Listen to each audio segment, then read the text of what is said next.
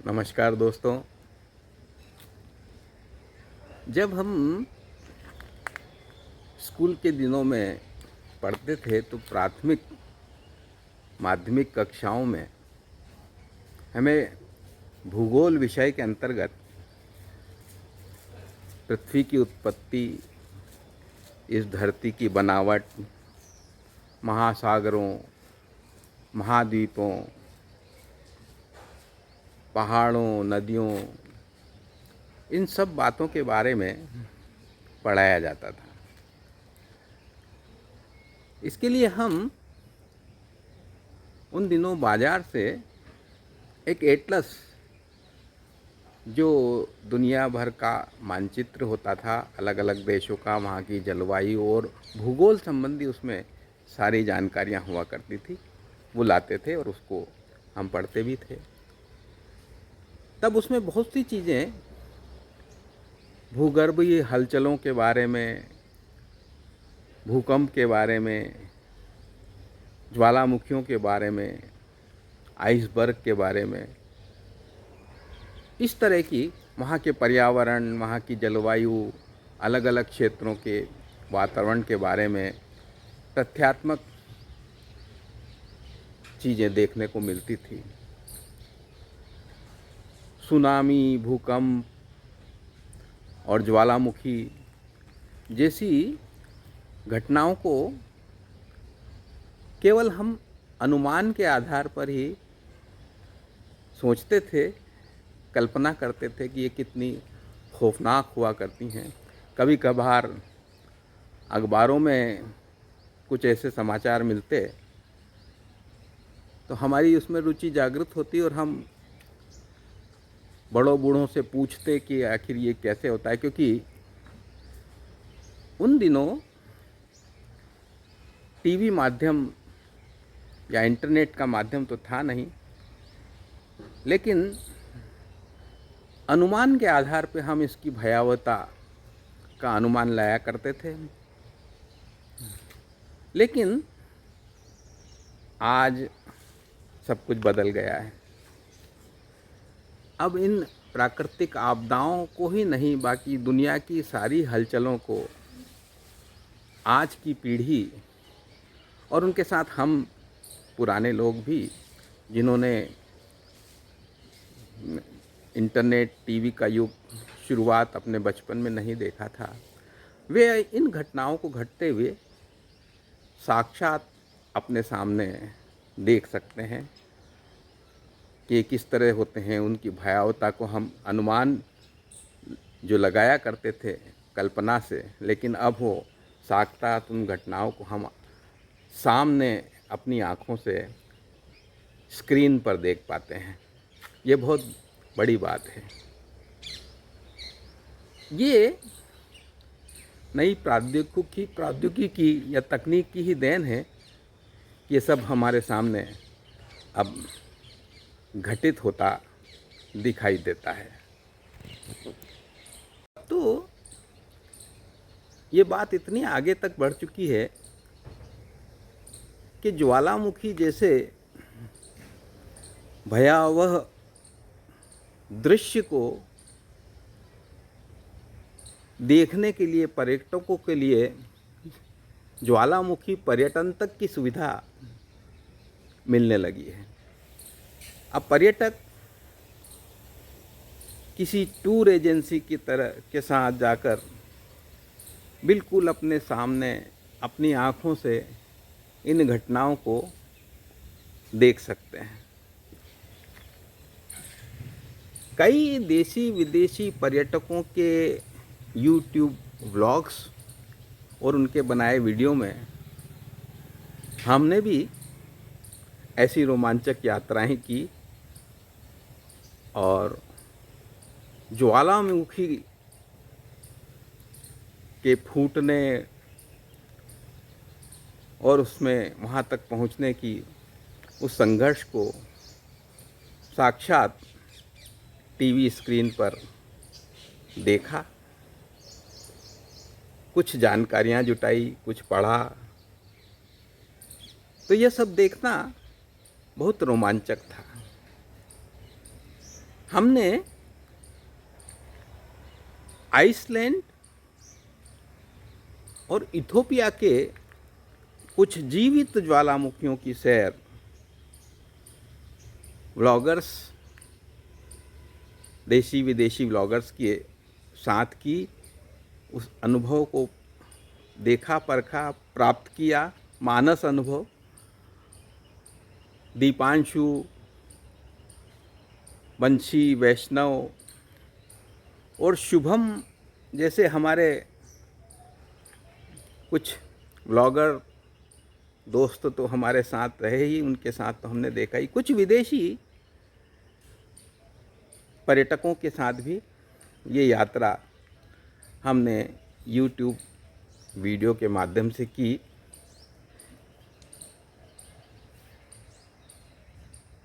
ये इनको देखना, इन तक पहुंचना प्रायः पर्यटक खुद नहीं करता, बल्कि इसके लिए वह किसी टूर एजेंसी का सहारा लेता है। और ये टूर एजेंसियां, जहाँ तक इथोपिया के एल्टा एले ज्वालामुखी की सैर की बात है, तब हमने देखा कि टूर एजेंसी की बड़ी बड़ी शक्तिशाली SUV वाहन रेतीले मरुस्थल से ले जाते हुए ज्वालामुखी की तलहटी तक पर्यटकों को पहुंचाती है। इस टूर में सारी व्यवस्थाएं वो एजेंसी करती है, खाना पीना, ठहरना, और इसके साथ पर्वत के मुहाने तक, ज्वालामुखी के मुहाने तक उनको ट्रेकिंग करवाते ले जाना, यह सब काम वो टूर एजेंसी की देखरेख में उनके साथ होता है। ये यात्राएं बड़ी सुरक्षित तो होती हैं, लेकिन काफ़ी थका देने वाली होती हैं। दरअसल इसमें उन जीपों से, उन वाहनों से ज्वालामुखी के तलहटी तक ले जाकर, जहाँ ज्वालामुखी से निकला पुराना लावा गिट्टियों की तरह फैला होता है, उन्हीं गिट्टियों पर साथ में लाए गद्दे बिछाकर पर्यटकों के लिए आराम का, रात को सोने का इंतजाम किया जाता है। वहीं पर खाने पीने की व्यवस्था की जाती है और सारे पर्यटक रात को वहीं विश्राम करते हैं। और रात को उनके कानों में धमाकों की आवाज़ तो सुनाई देती है, लेकिन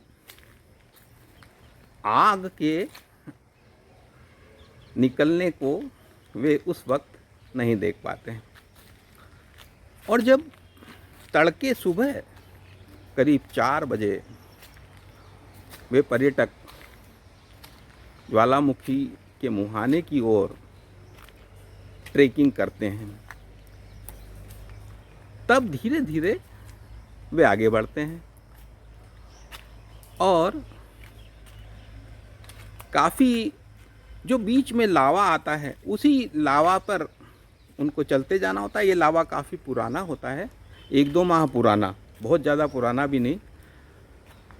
वो जो जिस गिट्टी पे वो रात को सोए थे, वो भी लावा ही था। उस लावे पे वो करीब 4-5 महीने पुराना होता है। उसके आगे जब धीरे धीरे बढ़ते हैं तो कुछ ताज़ा लावा मिलता जाता है, और उस लावे पर वो तब तक उतना ठोस नहीं हो पाता, तो वो उसके ऊपर पाँव रखते ही तो वो तड़कने लगता है, तिड़कता है। और उसका जो नुकीलापन होता है उस लावे का, वो कई पर्यटकों के पाँव को घायल भी कर देता है, खून भी निकलता है। लेकिन उमंग और उत्साह और ज्वालामुखी को देखने का इतना मोह होता है, इतनी इच्छा होती है कि वो दर्द पता ही नहीं चलता और वे आगे बढ़ते रहते हैं। थोड़ा और आगे बढ़ते हैं तो उनको वो लावा दिखाई देता है, लेकिन उस लावे को के नीचे अंदर भीतर लाल लाल अंगारे से नज़र आते हैं। इसके साथ ही जब वो थोड़ा और ऊपर जाते हैं और गहराई में देखते हैं तो लाल लावे की बहती हुई कुछ धाराएं भी उनको दिखाई देने लगती हैं। ये धाराएं जैसे लावे की नदी हैं और वो धीरे धीरे लगभग 20 किलोमीटर मैंने पढ़ा है कि रफ्तार से जैसे अंगारे बह रहे हैं और वो धीरे धीरे आगे बढ़ रहे हैं। मैंने पिछले दिनों एक खबर पढ़ी थी कि आइसलैंड में एक ज्वालामुखी फटने से जो उसका लावा निकला वो बहते बहते एक नज़दीक के कस्बे तक पहुंच गया। उनके प्रशासक को वहां आपातकाल लगाना पड़ा, वहां के पर्यटकों को, वहां के निवासियों को कहीं और दूर ले जाकर आश्रय देना पड़ा। इसी प्रकार खतरा तो पर्यटकों के खास मनपसंद स्थान ब्लू लगून वहाँ तक पहुँचने का खतरा बढ़ गया था और वहाँ से भी पर्यटकों को हटाया गया। तो ऐसे प्रशासन को ज्वालामुखी क्षेत्र में बहुत अपने नागरिकों का बहुत ख्याल रखना पड़ता है और वे सावधानी बरतते हैं। अब जैसा मैंने बताया कि इस ज्वालामुखी की सैर में हमने इथोपिया के ज्वालामुखी तक की सैर की, उसका नज़ारा देखा और आइसलैंड में भी बात कुछ से अलग हटके नहीं है। वहाँ की यात्रा में भी हमने इसी तरह ज्वालामुखी की सैर की और हमने देखा कि जो लावा वहाँ किसी सिगड़ी की तरह जो कोयले होते हैं उसमें जो आग लगी होती है, दबी आग, छुपी आग, उसमें कुछ पर्यटक, एक पर्यटक तो अपने बच्चों के साथ आए थे, वो अपने साथ लाए कबाब, सीख कबाब, उनको उन ज्वालामुखी के लावे के भीतर या बहती हुई आग, जलती हुई आग उस पर सेकते हैं, उस पर गर्म करते हैं, उस लावे पे गर्म करते हैं और उसका वहाँ सेवन करते हैं। ये हमें देखकर लगा कि ये तो हमारी कल्पना से ही बाहर था कि ज्वालामुखी की लावे के ऊपर या उसके अंगारों के ऊपर कोई कबाब को गर्म करके खुद भी खाता है, बच्चों को भी खिलाता है और अपने साथ आए पर्यटकों को भी देता है। जब थोड़ा और आगे बढ़ते हैं तो सामने पर्वत के शिखर से, कई पर्वतों के शिखर से, 2-3 एक साथ देखे,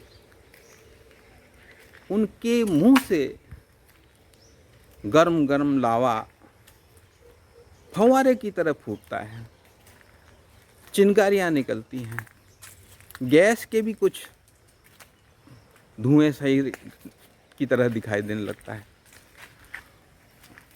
और इनको अनुभव करते हुए पर्यटक खूब रोमांचित हो जाते हैं। सामने से उस पहाड़ पर से लावे की कई धाराएं बहती बहती नीचे आती रहती हैं। गनीमत यह रहती है कि सारे पर्यटक उस पहाड़ से थोड़ा दूर लेकिन ऊंचे पहाड़ पर पहुंच चुके होते हैं, तो वो खतरा लावा उन तक पहुंचने का नहीं होता। वो मृत लावा के ऊपर ज़रूर खड़े होते हैं, सामने सिगड़ी की तरह लावे में से थोड़े बहुत अंगारे दिख रहे होते हैं लेकिन वो दृश्य देखना जीवित ज्वालामुखी का, वह बहुत अद्भुत, बहुत अद्भुत। ये देखकर हमको वास्तव में एक दुर्लभ चीज़ जीवित ज्वालामुखी देखे। अब यहाँ मैं इतनी जानकारी ज़रूर देना चाहता हूँ कि इस पृथ्वी पर कोई 1500 जीवित और सुप्त ज्वालामुखी स्थित है। यूरोप में कोई 80 ज्वालामुखी होंगे। इनमें से भी 33 तो मात्र अकेले आइसलैंड में हैं। जहाँ तक भारतीय भूभाग के ज्वालामुखियों की बात है, हमारे यहाँ केवल 2 ज्वालामुखी का उल्लेख मिलता है। एक है बैरन, जो अंडमान के बैरन द्वीप पर स्थित है, और दूसरा है नारकोडम। ये नारकोडम जीवित ज्वालामुखी है और उत्तर अंडमान के पूर्वी क्षेत्र में स्थित है। तो भारत में इन ज्वालामुखी की सैर अंडमान द्वीप समूह में देखने को मिल जाती है। जब हमने पर्यटक परिवारों को, बच्चों सहित जो थे, उनको लावा, धधकते लावे के नज़दीक जाकर उस पर कबाब सेकते हुए देखा, तो हम घर बैठे भी बहुत चिंतित हो उठे और हमारी इच्छा हुई कि वे उनके पास क्यों जा रहे हैं, उनको नहीं जाना चाहिए। हम स्क्रीन पर चिंतित होते रहे, लेकिन निश्चित रूप से ये सब काफ़ी सुरक्षित होता है, बहुत ध्यान रखा जाता है। खतरों की से तो बचना, संभावनाएं तो बनी रहती है, लेकिन फिर भी ये पर्यटक ज्वालामुखी के मुहाने तक पहुंचते हैं, उनके चित्र लेते हैं, उनके वीडियो बनाते हैं और हम तक पहुंचा देते हैं। इसके लिए आभार तो क्या कहें, लेकिन हमारी शुभकामनाएं अवश्य रहेंगी कि उनकी ये योजनाएं, ये पर्यटन यात्राएं हमेशा जारी रहें और उनका हौसला बना रहे। उन्हें हम बहुत बहुत साधुवाद करते हैं और धन्यवाद भी। आज बस इतना ही। नमस्कार।